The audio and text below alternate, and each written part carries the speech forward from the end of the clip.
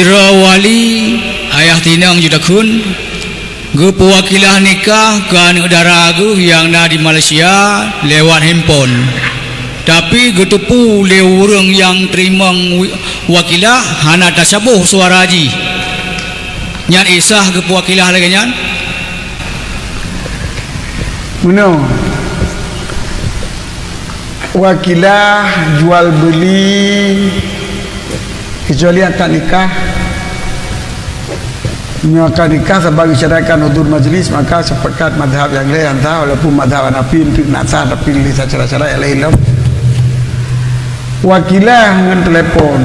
wakilah dengan tulisan sah, tapi nyo adalah pelekeniat, maka nak kira ada cabuh asal diurang yang lapai niat nak genit sebagai kewakilah. Habis ngelapai mentah bagi telak diurang yang terima kenapa ya? Sebab wakilah nak syarakat kabul sampai tulak mentah lagi lagu tak masalah punya tugak apa sebab pekan menyokan tugak berarti hana niat kata agak bisa buat benar di wakilah sah asai benar genit hotel gelapat menyongan telepon ataupun menyongan surat. Dalam bahasa kitab dikun teleponnya khabarusil berita dalam jaringan ataupun berita dalam telewa dalam kawat, berita dalam kawat yang dipertempatkan bak tempat surat apa menyebab bak bank hari kan dipertempatkan bak tempat surat. Berarti sah mengenai ni kinayah aja buat kat be buat kat wakalah. Apalagi wakalah saya nak syarakat kabul wakalah tidak ada lepas je kenapa yang kena telefon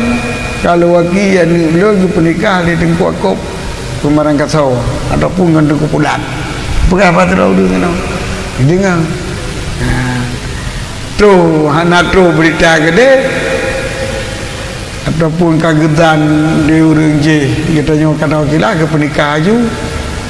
kemudian tu berita duduk awal wakilah duduk ke pernikah kata hari kan tambah lagi apa dua tu jadi jin hana itu pun mana ji wakil jin hana itu pun nak wakilah bila terjadi nak wakilah watai kai kubut berarti sahaja maka urang wakil hana kesyarakat tepuh kabul hana kesyarakat tepuh ya baik rat dicerahkan berat hang ku terima ke nyam nyokai ku terima hantar li wakilah balau langsung wakil baru berikan doa saja ke nyan hantar li wakilah kan hanjing perikap oh ka kutem ke nyanyi pe wakilah lain masa kali keun hantem nyo gada wilayah wakilah oh hana kencok lain ri wakilah lain nyam bawa wakilah sah